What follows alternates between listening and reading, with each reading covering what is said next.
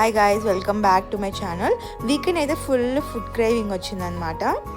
ఇంకా మా దగ్గర ఉన్న ఇండియన్ రెస్టారెంట్కి వెళ్ళామన్నమాట. అక్కడ లైవ్ జిలేబీ వేస్తూ ఉన్నారు. ఇంకా యమ్మీగా ఉందని చెప్పేసి తీసుకున్నాను. అదైతే అసలు ఫుల్ వేడిగా క్రంచీగా సూపర్ ఉన్నింది. అండ్ దెన్ వీ హ్యాడ్ మిర్చి బజ్జీ అండ్ బిర్యానీ.